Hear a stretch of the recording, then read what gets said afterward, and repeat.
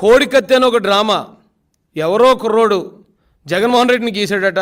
ఆ కుర్రోడు వెళ్ళి ఒక టీడీపీకి సంబంధించిన నాయకుడి రెస్టారెంట్లో పనిచేస్తున్నాడట.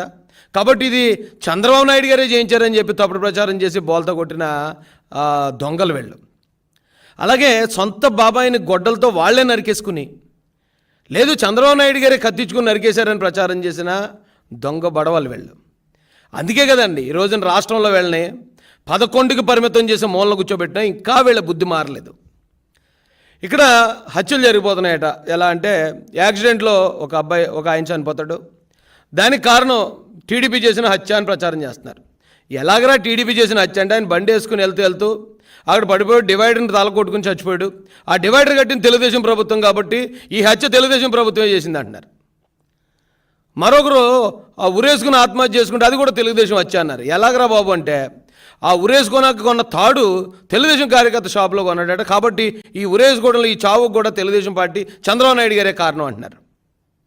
ఆటో యాక్సిడెంట్లో చనిపోతే ఆటో కొన్నది తెలుగుదేశం కార్యకర్త షోరూంలో కాబట్టి దీనికి కూడా చంద్రబాబు నాయుడు గారి కారణం అన్నారు. ఇంత దరిద్రంగా, ఎంత ఘోరమైన ప్రచారం అది చూస్తుంటేనే సిగ్గు అనిపిస్తుందండి నాకైతే. అయితే చంద్రబాబు నాయుడు గారు వచ్చిన తర్వాత ఈ రాష్ట్రంలో నిజంగానే భవిష్యత్తు మీద ఆశలు చిగురించేయండి.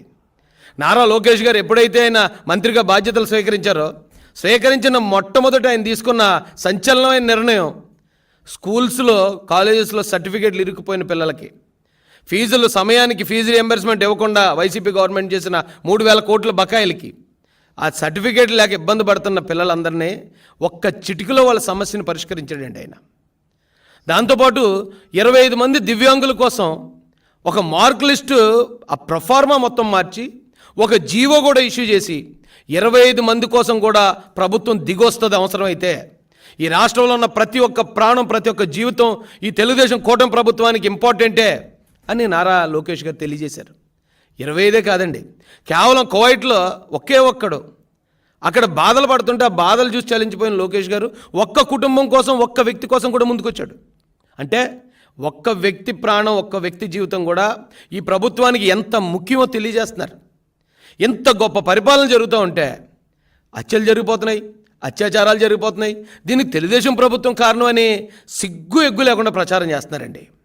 అయితే నాకు అర్థం కాని విషయం ఏంటంటే ఎన్సీఆర్బీ రిపోర్ట్ ప్రకారం ప్రతి గంటకి 3 హత్యలు జరుగుతున్నాయి భారతదేశంలో.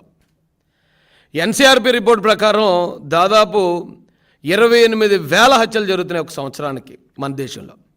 నేరాలు జరుగుతాయి. అయితే నేరాలు జరుగుతాయి, ఎప్పుడు జరిగే నేరాలే కదా, మరి వైసీపీ హయాంలో జరిగిన నేరాలకి మీరెందుకు అంతలా గోల్ చేశారని అడగొచ్చు మీరు. వైసీపీ హయాంలో జరిగిన నేరాలు వేరు, మామూలుగా ఈ దేశంలో జరిగే నేరాలు వేరు. నేరాలు ఎప్పుడు జరుగుతాయండి?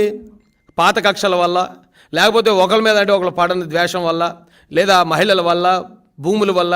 ఇలాంటి నేరాలు ఎక్కడ జరుగుతాయి? దేశంలో ఎక్కడైనా జరుగుతాయి. అందుకే కదా అలాంటి నేరాలు జరుగుతాయనే రాజ్యాంగంలో మనం పోలీస్ వ్యవస్థ, కోర్టులు, జైళ్ళు ఇవన్నీ ఏర్పాటు చేసింది నేరాలు జరుగుతాయనే అండి.